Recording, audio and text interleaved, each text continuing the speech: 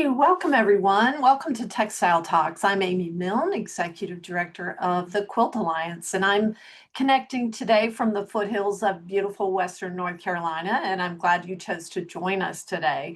And I invite you to introduce yourself in the chat if you haven't done so already. We love knowing where folks are connecting from.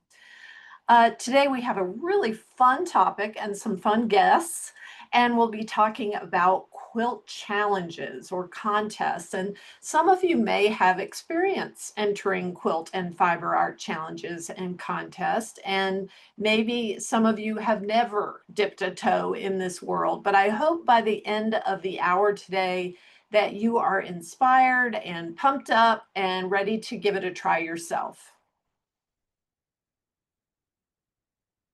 Textile Talks is a weekly series presented on Wednesdays at 2 p.m. Eastern Time in partnership with the Quilt Alliance and our three partner organizations shown here: International Quilt Museum, Studio Art Quilt Associates, and Surface Design Association.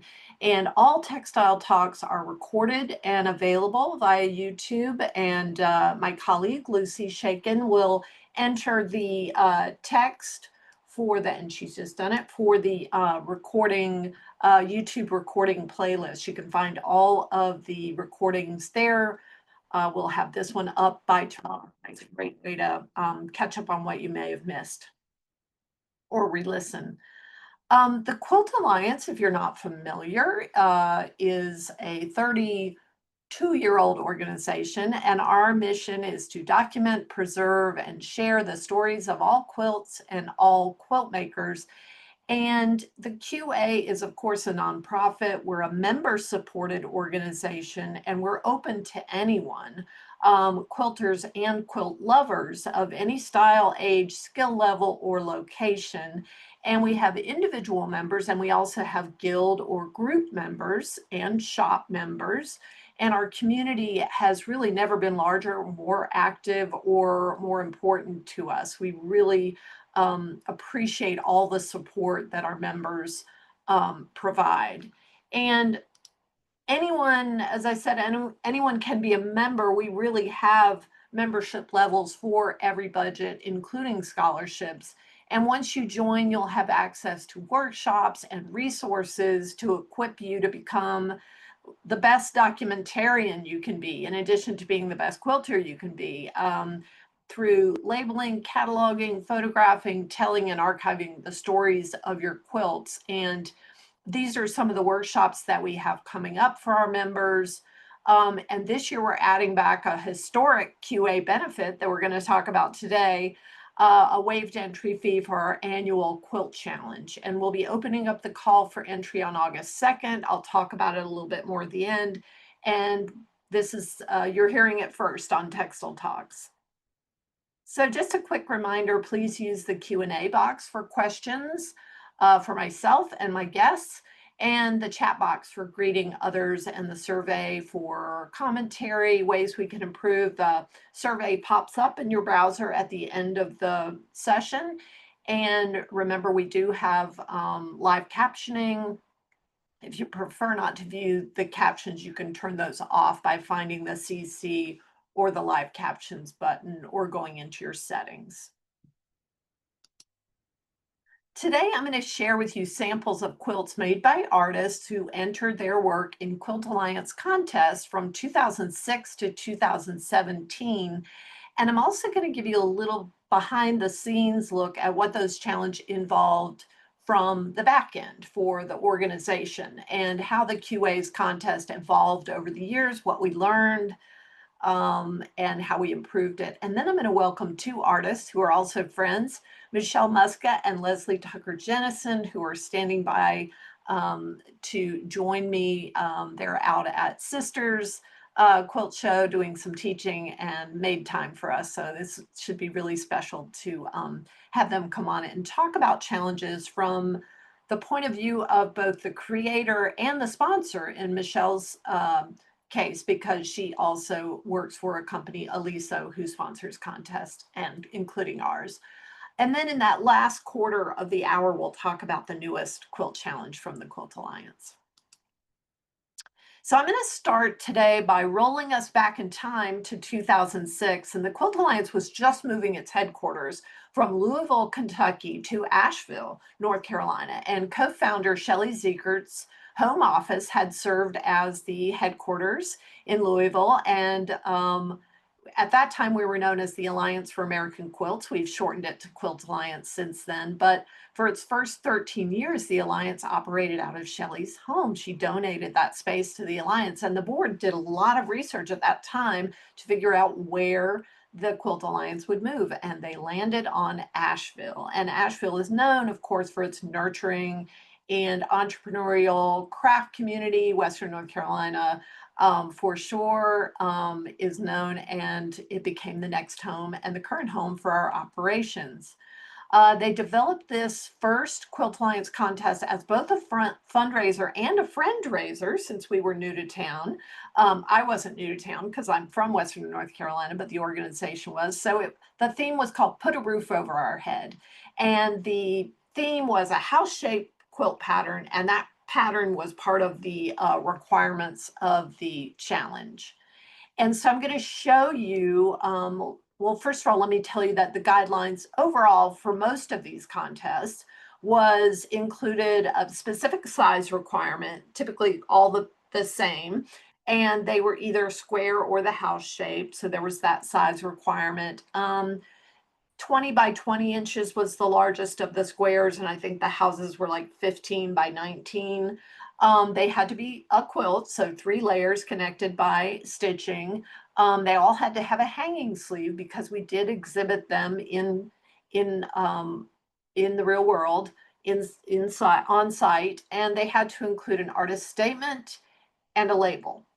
And I'm going to have to go fast. I've got a lot of images to show because I know you all. I know you love images, and I'm trying to deliver today, but I may not spend much time on each image. But let's go through and see some of these quilts. So this is the Put a Roof Over Our Head. Whoops, I'm covering that title there on that one. But so this was the winner, and this was a group quilt from the Republic of Georgia.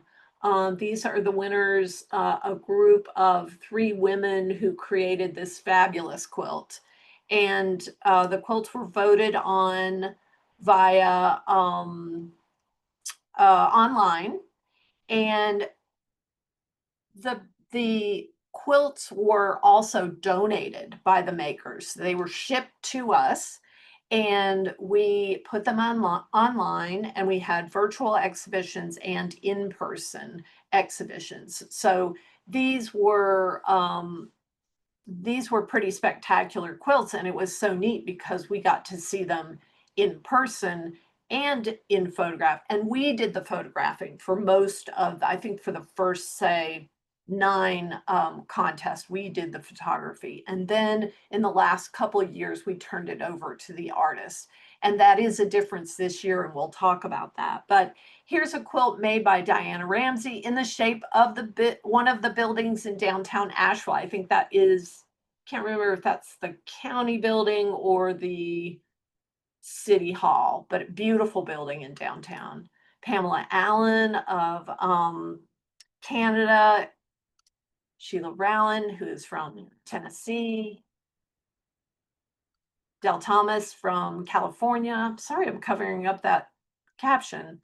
Ann Holmes from Asheville. And you can see our photography was not super consistent in that first year. That's one of the things that we really learned as we went along, that these artworks deserved better photography. So we got better at it. Don't worry. Fran Kordek, Scott Merkin from North Carolina, and Dort Lee from the Western North Carolina area. So it was a nice, especially that first contest was a really nice way, as I said, for us to make friends in our new home, because we used eBay to auction the quilts, and we were able to exhibit these entries in different locations in downtown Asheville. And we created a map so that those who were visiting us, board members, anyone who visited us and came to our first Asheville welcome events, was able to use this map and go to various businesses downtown. It was so fun and really neat way to see the quilts.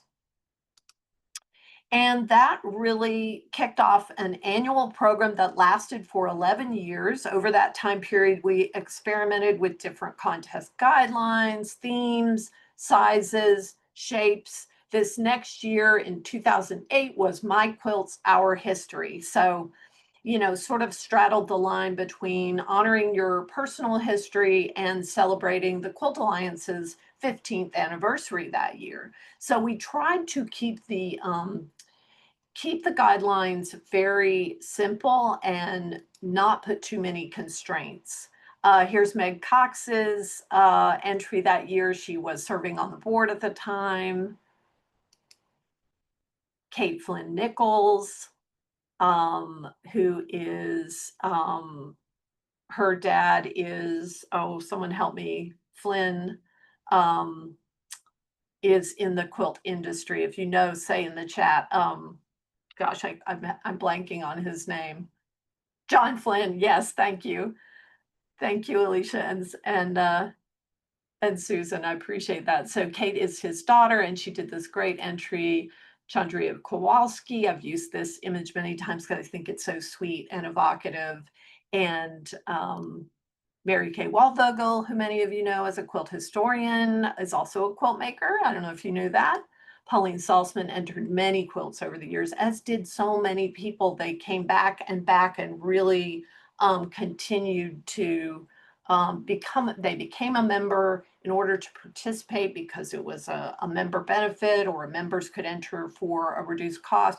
And they stayed members and renewed their membership and are still members.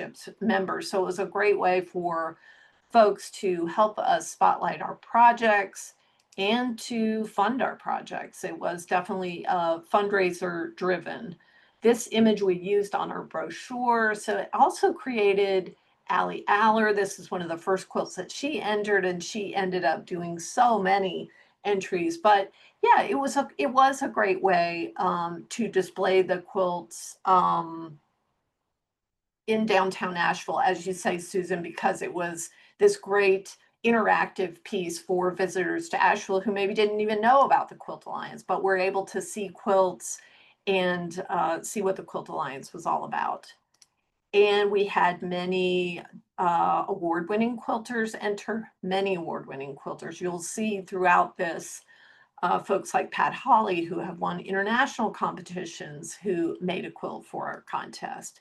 We used the ideas of entrants from years earlier. Allie Aller, I mentioned, came up with this idea, Crazy for Quilts. I think she was serving on our board at that time, and she said, crazy quilters are really passionate. We should do a focus on crazy quilting. So this was a great theme, and really we saw some just incredible quilts, including Allie's. Ramona Bates, who has since been, just a really supportive member. Luke Haynes, this was one of the first times we met Luke. He also joined the board. Marjorie Diggs Freeman from Durham, North Carolina. Sylvia Weir, I think, is from Texas. Just some really interesting, and I love the variety, the permutations. Isn't this the beautiful thing about the quilt making community, that we have this broad diversity of thought and image and artistic vision that shows up in a contest when you keep the parameters wide enough that folks have a feeling of being able to really fly with whatever concepts they want to test out. If you know Linda Pumphrey, who is a wonderful member of our community and a former board member, this is one that her mom made. Amy Munson, just beautiful beading. Look at this one with the tiny little sheep over here, or cows in the fence. And Sandra Starley, who's also a repeat entrant. So the generosity was endless in these challenges. And I know that there are people, many of these folks enter other challenges, and we'll ask Michelle and uh, Michelle and Leslie about that. But the nice thing about it too was, as a fundraiser, we were auctioning the quilts. Many of these artists bought their own quilt back because they, after they made it, they just couldn't bear to let them go. So pretty cool. Is everybody else seeing the quilts? I see someone saying they're not seeing the quilts. Um, this new from old brought out some really cool, um, I guess, material experimentation. Jamie Fingal was the winner that year. And yes, Allie, I was going to mention that. Jamie Fingal made this metal measures, all with zippers and like a over dyed measuring tape material, just brilliant. And Allie said, yes, I made all the graphics for the contest and I had a blast. That was like my entry to, that was my personal entry every year. I just did not have the time to do a quilt every year, but I always did the logo. And then this is the thing about the contest. You wouldn't necessarily know that they were all connected to the same theme, and that was okay. Um, but the variety was incredible.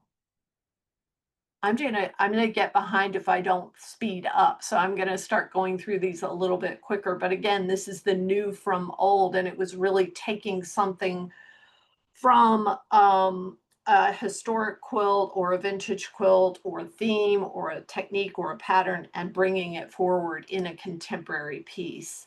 And just absolutely beautiful um, uh, experimentation and use of architecture in this one. And in this one, they're using a diskette. Remember diskettes? Those computer floppy disks that you put in your computer, the material that was inside those was used in this Dresden plate, Dresden diskette. Just super clever. This one has 3D elements. Again, Linda Pumphrey's mother, Mary, Vesta Pumphrey, and some 3D elements in this one and this one as well. Just so clever. Many partners and group quilts were created for the contest. This is a mother and daughter. Um, and just some beautiful use of text and narrative. Alliances was the theme of the 2011 contest, and this did bring out other group and collaborative um, quilts. And here's one that was addressing the alliances of color, which I thought was a really clever take. Now, here's one of the collaborative quilts or group quilts. The Broadway Gentlemen's Quilting Auxiliary Group, which, as you can see, is not just gentlemen, but there are some women in the group as well. But these are all folks that worked, and some of them still work on Broadway, but they quilt, and that's what they would come together and quilt together. It's just a brilliant concept. And they entered some really interesting and powerful quilts. This one was made about the bicentennial or the 17th, now it's the 250th anniversary of the Declaration of Independence. But this is, it was a two-sided quilt. So I'm showing you the first side, and you can see this is three-dimensional. So, and that's the back side.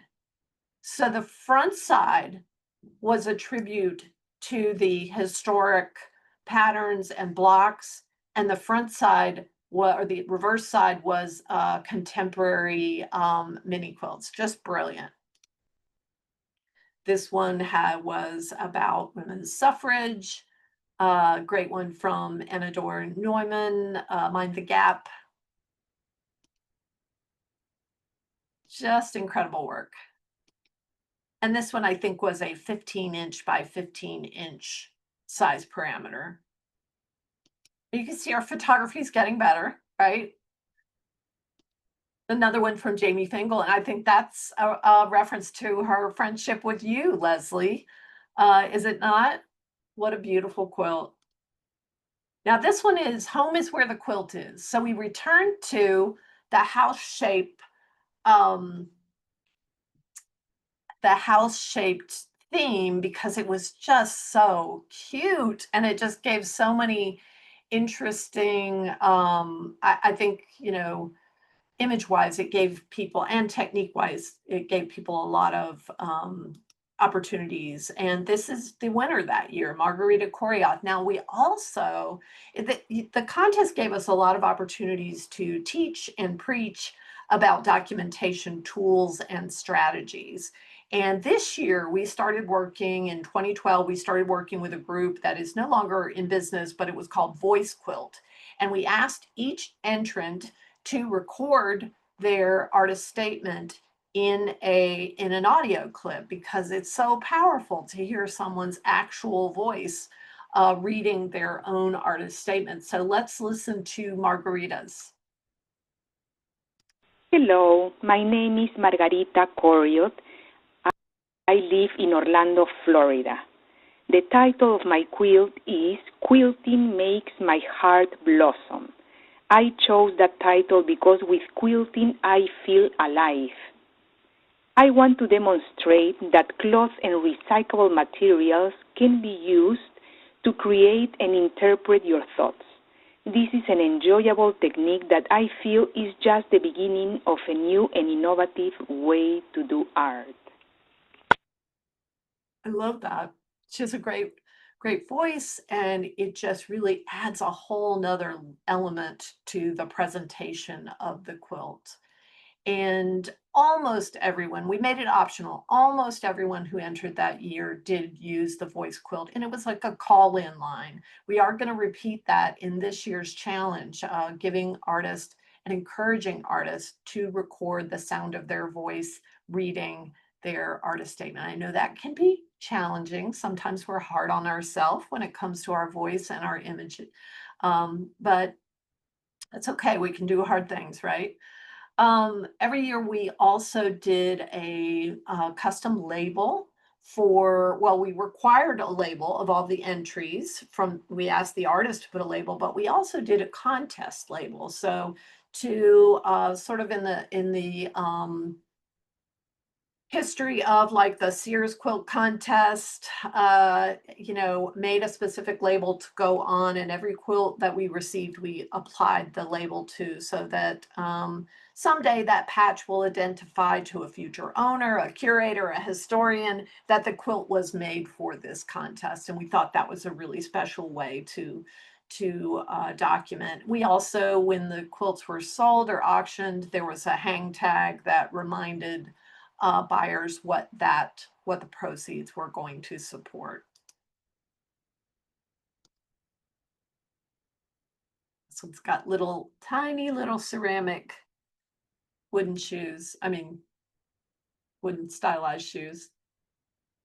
So people really used that house shape and really exploited the bounds of that theme. And then in 2013, it was our 20th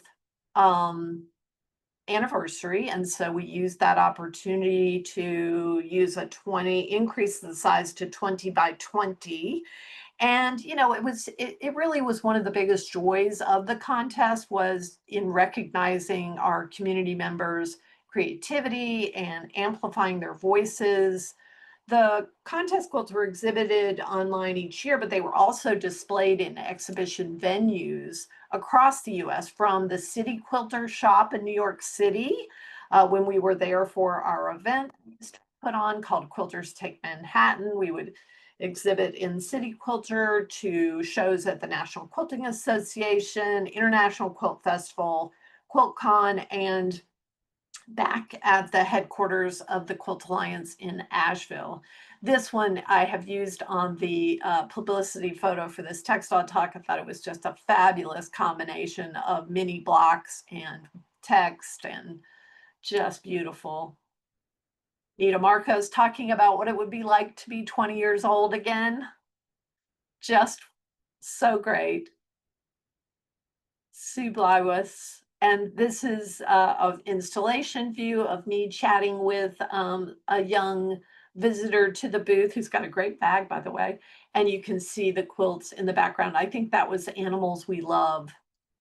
And this is one of the 20, I think this was a winner because the reason I know it was a winner that we featured the winning design on our tote bags for Quilters Take Manhattan each year for several years in a row. So that is the winning design on the tote bag. We also featured it on greeting cards.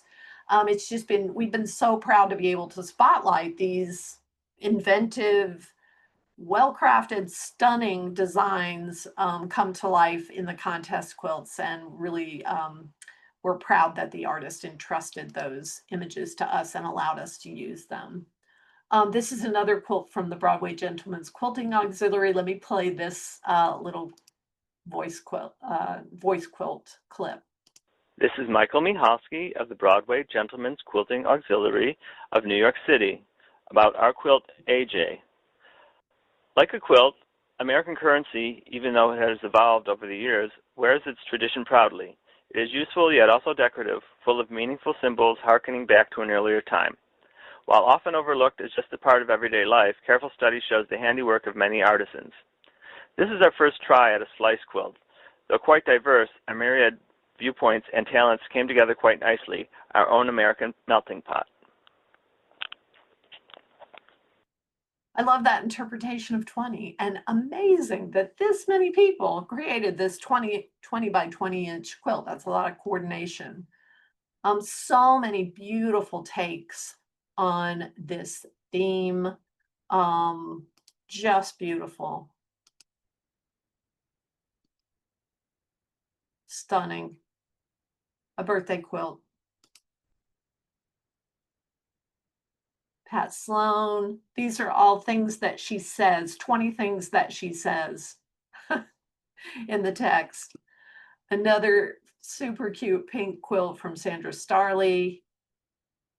Inspired by allowed us to, that was the 2014 theme, allowed us to challenge our entrants to find a quilt on our website in one of the collections of the projects, our projects or the Quilt Index, which is a partner project at the time. Find a quilt that you want to base your quilt on. So an inspiration quilt. And it was a great challenge to those who wanted to work from an example, but didn't, of course, want to copy that example, but wanted to get some experience and practice using a quilt for inspiration. There's Allie Aller. Allie, amazing. I know you're on. Sherry Lippman McCauley, which I thought it was so interesting. She's given the style of her work that she chose something so structured. Ashley Selfie with Dr. Pecker, one of my favorite titles of quilts that we have exhibited. Really cool interpretations of these historic and vintage quilts, and in some cases, a quilt that was featured in an interview. So this was a QSOS interview with Ellen Lindner, and this was the quilt that she talked about. And then this is a quilt that Janet Bergman created from that inspiration. Earlier, you saw the quilts in the booth at Festival. This was the year that we did Animals We Love 2015. It was so fun to see these quilts, but almost every other person that came in our booth that year was asking were we selling the patterns to these quilts, because they were ready to go to create some of these animal quilts. This was the grand prize winner, this beautiful giraffe Nocturne by Nancy Brown. She does some absolutely incredible animal quilts. Grandpa T and his salad. Olive, I love you. And Sherry Spalding Moral, who maybe you have purchased one of her patterns, just beautiful work. Kathy York. And 2016 was Playing Favorites. Again, returning to that. What are your go-to, what's your comfort zone? What's your happy place in terms of patterns? And this was the winner that year, just a stunner. That ended up on a tote bag as well. And then the very last contest that the last one that we held was in 2017, and it was called Voices. And it really encouraged folks to, express their voice in cloth and thread, opinions, memories, language, text. This is from Betsy Feingrad, and I've got a picture of the label in these next couple slides because I wanted to show how really beautiful some of these labels were and how connected they were to the design of the quilt. Carol Poole, My Alzheimer's Voice. This is an artist who is in the early stages of Alzheimer's when she made this quilt, and she talks about in her artist statement, she recorded it, you can access it through the QR code, about what it's like to be in the early stages of Alzheimer's. So an incredible document of her life, included in this collection, as have so many been. Maud Hager entered many quilts over the years, just beautiful color and just love it. So now I'm going to invite Michelle Muska and Leslie Tucker Jennison to join me. And I'll also say that while they're coming on, hey, Michelle. Hi. Hi. Hi, Leslie. Hello. I don't want to forget to mention how many incredible sponsors and industry members contributed to these contests over the years. Michelle, at that time, you were working with Rights, Simplicity and Rights, and you all were sponsors for years. The grand prize for at least 6 of the 11 years was a handy quilter machine. And many of those years, they had a choice of a sit-down machine or a full long arm machine. So really incredible industry partners. Bernina, Handy Quilter, Wright, Simplicity, Easy Quilting, Aurifil, Electric Quilt Company, Misty Fuse, Free Spirit, Dharma, and Mountain Mist, FOF, C&T, eQuilter, just the list is endless, but it was such a great community event. And you both participated. I don't want to jump too far ahead because I want to give folks an idea of who you both are before we go ahead. But we're going to talk in just a second about what it was like to be an artist entering a quilt, but also, Michelle, what it was like to participate as a sponsor. Michelle Muska has been an industry professional for over 20 years and is currently the director of content and community for Aliso Irons. She's been a hand stitcher from a very young age, and a quilt book author and teacher. Her work has been featured in many craft, quilting, knitting publications and TV, and she is an avid gardener, pie maker, and Mimi to 3 beautiful granddaughters. Thank you for being here, Michelle. And this is how you can reach her. Well, the Quilt Alliance is very close to my heart. It's actually how I met Leslie and so many of my friends that I still have today. And that was quite a few years ago, the first time Leslie and I served on the board together. And here we are again. We're in Sisters together for the second year teaching. We co-teach, and it's just such a wonderful experience. I love it. For us to be out here in this beautiful area. So. And you and I met at a quilt show when we were introducing one of the first contests, and you immediately grabbed the sheet and ran back to your booth and started making your quilt. I did. As a matter of fact, I remember we were in Paducah. Right? Yes. Yeah. And that was so funny. We met through Linda Pumphrey. You had a little corner in her booth, and we were, right across the aisle from you. I was with Easy Quilting at that time for Simplicity Rights. Yeah. Yep. And Leslie Tucker Jennison, welcome. Leslie is an artist. Hi, Leslie is an artist who makes contemporary quilts. Surface design using design and paint, using dye and paint are integral components of her work, and photography frequently informs her designs, literally or by way of inspiration. She has been a guest on numerous television and streaming shows featuring quilt making and mixed media. Leslie's work has been the recipient of numerous awards, and it has been featured in numerous publications.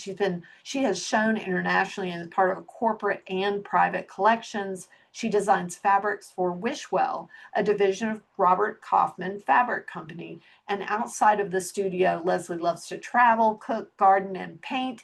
She's a novice beekeeper and a happy member of a rather eccentric family of artists and nerds. What could be better? Those are both amazing artist statements too, by the way.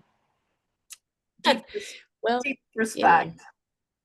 Why be normal is my theme, Well, this is our normal, isn't it? I mean, so. I think that is true. I love the spirit of generosity and gameness in our community, that a challenge really brings out. And I know that both of you have been such amazing supporters of the Quilt Alliance as board members, before that as members, as contributors, as artists entering quilts. But I wanted to share our audience some of the examples of quilts that you've made, and then just hear from you, were there reasons that you did it other than to support the Quilt Alliance, or what do you get out of these types of projects? So Michelle, this was your first one. I think the one that you took back to your booth and just started cranking out. Oh, yeah. And that was 2008. And the next year you participated in the Crazy for Quilts challenge. Not my best photo. I apologize for that. But that was just an incredible, really striking quilt. And who purchased that one? I think you told me Carrie Bresnahan Yeah, purchased. I think that's right. When Carrie. you told me, it was like a big secret, and I was like, oh my gosh. Because, So there was always a Austin- level of a little bit, nervousness entering, but this quilt in particular was made after my oldest son, came home from living in Italy and Sicily.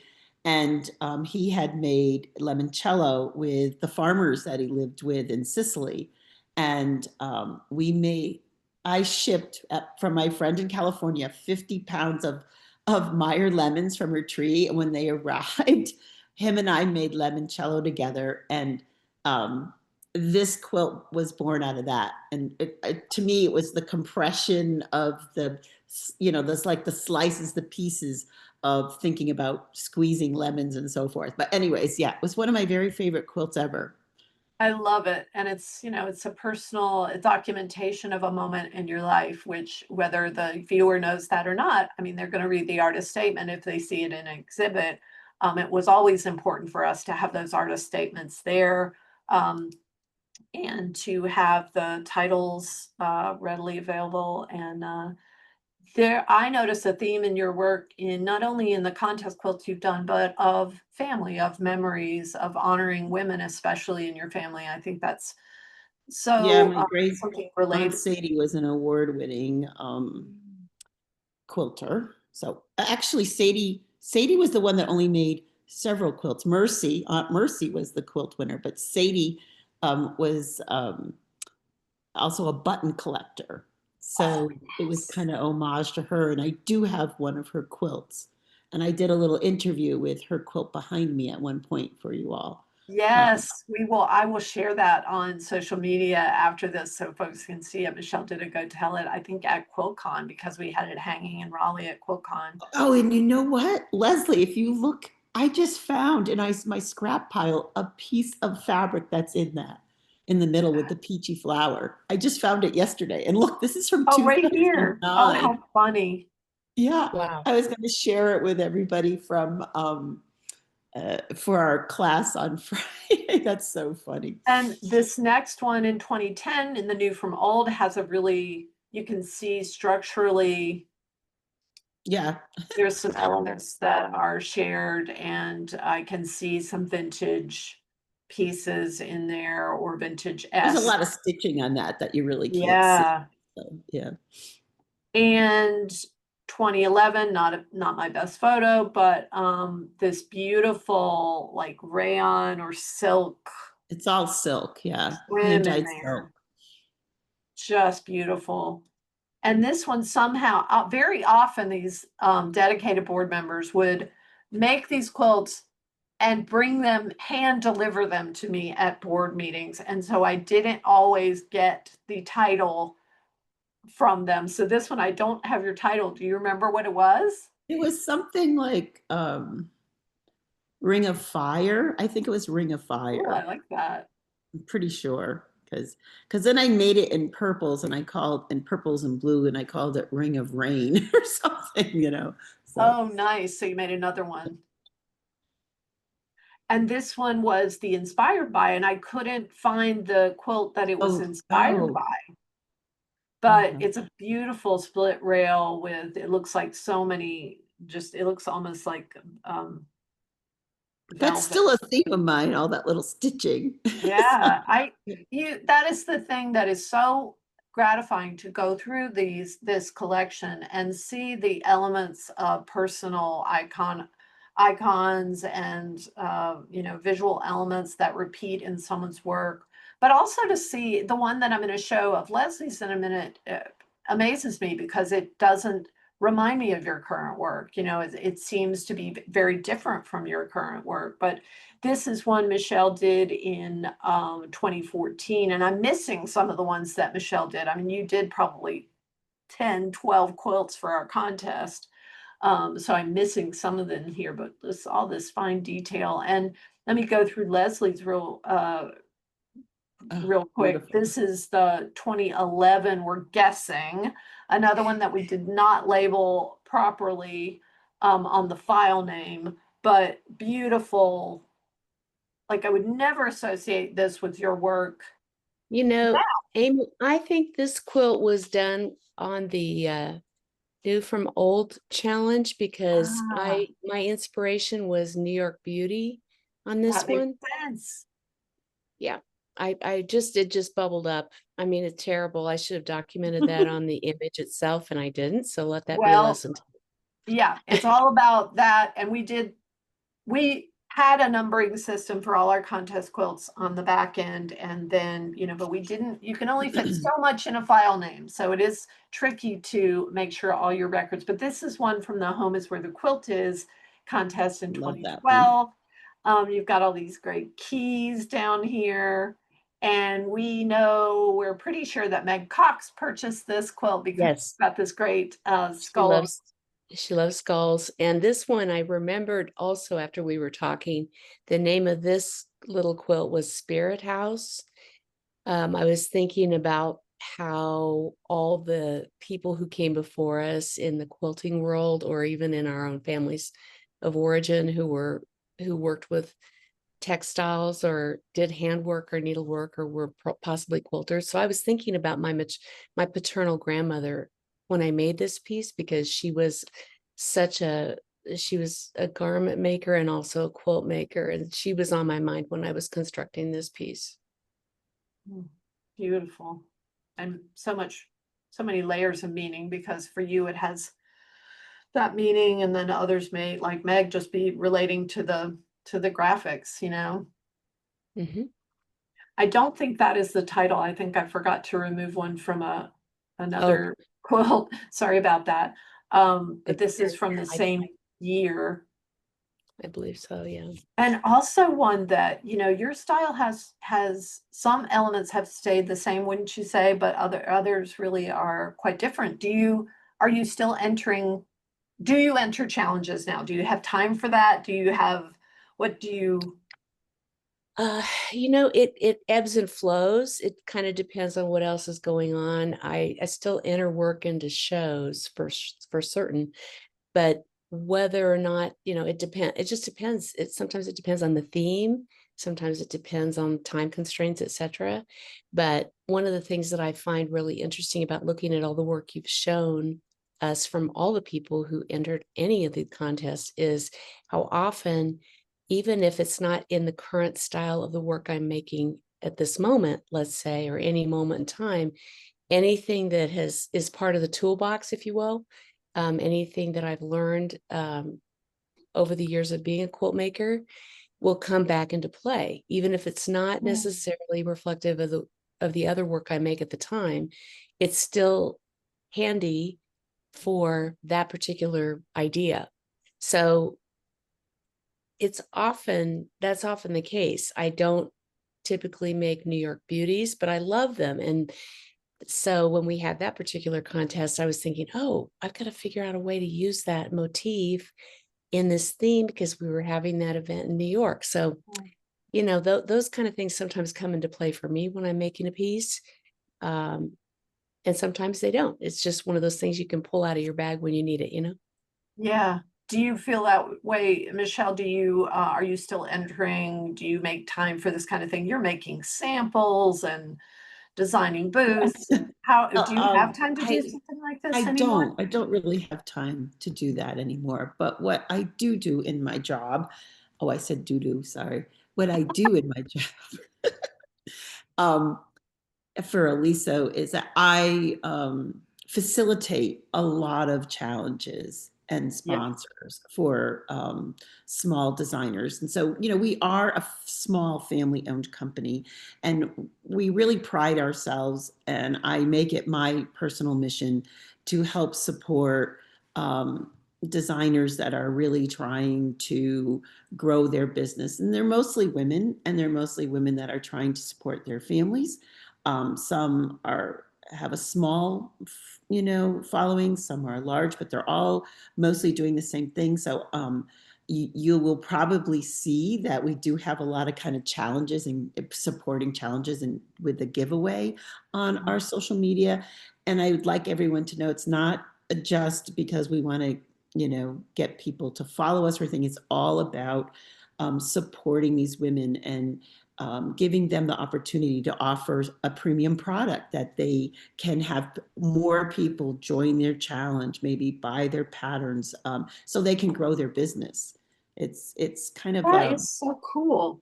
yeah, it's kind of very simplistic of, you know, explanation, but it's exactly just with our newsletter. We do the exact same thing.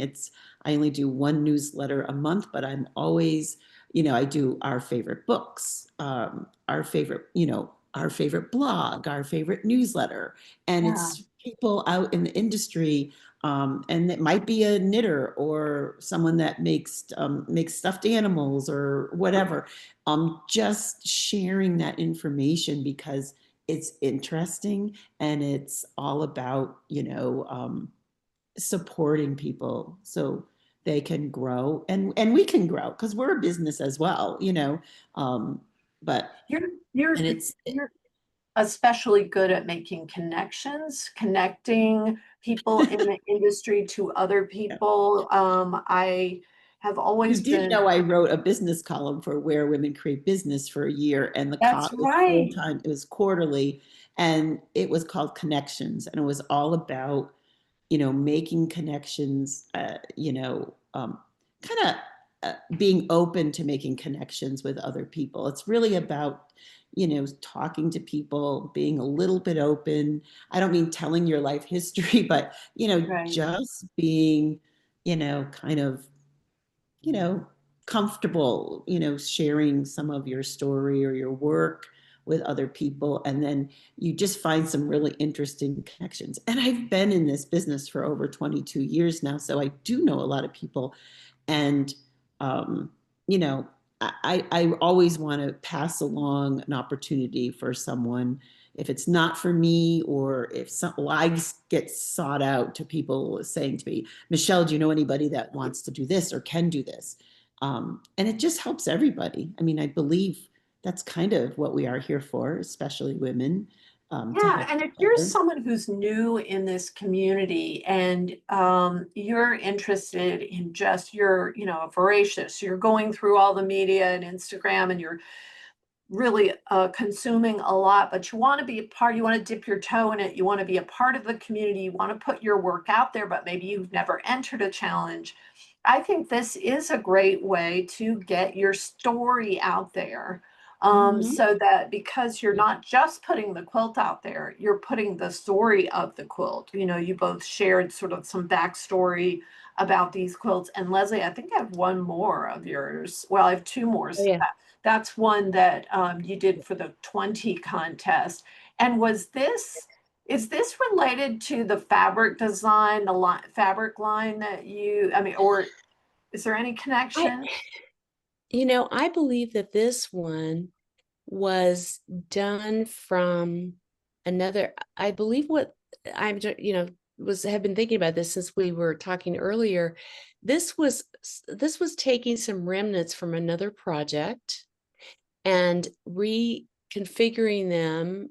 They were already, I think the pieces were already quilted before I cut them into strips and then reconfigured the piece and then painted over it, if that makes any sense. It was a little crazy and out of the box, but I was thinking about how we have all these connections with other, this is sort of another riff on the same theme you were just talking about, which is that we bring a lot of people who maybe don't have common backgrounds, or maybe they're not from the same culture or the same part of the world, but somehow this common ground we have as quilt makers and in the quilt community unifies us. And I was thinking about all those things when I was making this piece. So it's using some of the surface design work that I do, but actually I painted over a previously quilted set of sort of offcuts, if you will, when I was squaring up a quilt. So I put those together, and that's why if you look at it a little bit, you can see there's different kinds of quilting in different parts of the thing. So then I actually use paint over the top of this. I'm not going to get into too much of the technical aspects of it, but it just looked like it could be a tree when I was looking at the pieces. I don't know how the brain works here, but anyway, that's how that came together. I was thinking it was perfect for the 20th anniversary because we do come together from all over in different parts, even in our quilting community. One of the things I've always loved about the Quilt Alliance is that it doesn't matter what kind of quilt maker you are. You could be very traditional. You could be a modern quilter. You could be doing abstract contemporary work. It does not matter, because the Quilt Alliance is one umbrella that includes everyone there. So that's what I was thinking about when this piece was made. And it brings up a really good point about, you could create a quilt made from scraps of another quilt for a challenge. In fact, this quilt, which is a collaboration that you both worked on, which was also an entry in 2013, is from the scraps of a larger quilt that was entered into Quilt Festival, into the International Quilt Association show, which is so cool. And that's a very accessible way for someone to begin. And I want to mention and sort of reveal that this is the subject of this year's contest. We're bringing it back. We're changing some things. The quilts that folks enter will not be need to be mailed to us. We are not auctioning them. This is completely virtual. And we're going to give you all kinds of assistance, workshops on photography, on artist statements, on labels, but it's very doable. It doesn't have to be a quilt that you fit to a very specific size. There's no size limit or minimum. But I think that is the beautiful thing about our community is it's so broad. There are so many ways to approach things. And the common thread is that we all have that story. And, Michelle, you were talking about the entrepreneurs in our community and those who maybe are really relying on networking to getting that message out there. I hope that folks will consider not just for the prizes, but we do have some amazing prizes, including some donated by Elisa. We have a Bernina sewing machine as the top prize. We have Hobbs batting, Aurifil thread. It's going to be pretty bling filled. But yes, folks can enter. We haven't set the specs about how far we can ship prizes, Natalie, but as far as entering internationally, you are welcome to. I've got, Lucy, could you put that link in the chat if you haven't already for the contest. But I hope that folks will look into this for all the reasons that we've talked about, but especially to challenge yourself to not only create a quilt, creative things about things like Leslie's, like even the just housekeeping things we were talking about, like keeping the name of the quilt in the file name for the photo of the quilt or the date. You know, these are so easy to forget and let slide, even if you're the best documentarian out there. Having an organized system for tracking, photographing, filing, labeling, all that is something that we can all do better, I think. And so that will be a big part of the strategy. And if you don't already listen, Michelle and Leslie have a Instagram live program every Wednesday at 5, right? 5 Eastern Eastern. time, 5 Eastern Eastern time. Yes. time. Both So of the times, yeah. We do a they little And are, we're, yeah. yeah, we're kind of trying to, you know, that was born out of the pandemic and just during the shelter in place, we were already discussing doing a little stitch along, and we did that, and we were going to wind it up, and then people kept saying to us, "Oh, don't stop." So part of what we do now is try to bring people on who can maybe perhaps reach a broader audience for their work and their products and their story. And so we alternate which of us is hosting, but we try to keep them inside an hour so that we can keep them saved on one or the other's Instagram feed. So you can find some really great stories under the hashtag Wednesday Chats, because we do it every Wednesday or Right, most Wednesday afternoon chats. I Yes. try to be Right? on as much as I can because I can do it while I'm cooking or doing something else, and I just have you on my phone and I go back and listen to it. But isn't this what we want? We all want to know each other's story. We want to share our own story. We want to know what our neighbor's story is. It's just such a binding thread in our community. And I want to thank you both for making time for us today. And I hope you have wonderful classes You're at welcome. Thank Sisters. you. Thank And you. I Thank want you. to thank all of you for being here today. And I'm going to play our sponsor video next because we couldn't do it without our sponsors. But next week on Textile Talks, Saqua will be presenting Building Community Through Art, a conversation with Da Vinci Art Alliance textile artists. That looks really great. Oh, Thank you wonderful. both. Always great to see you, Amy, and thank you everyone for Yes, joining. thank you for It was having fun to us talk on. about this. You're the best. Wish we had more time. See you soon. Bye-bye. Bye. Thanks, everyone. Take care.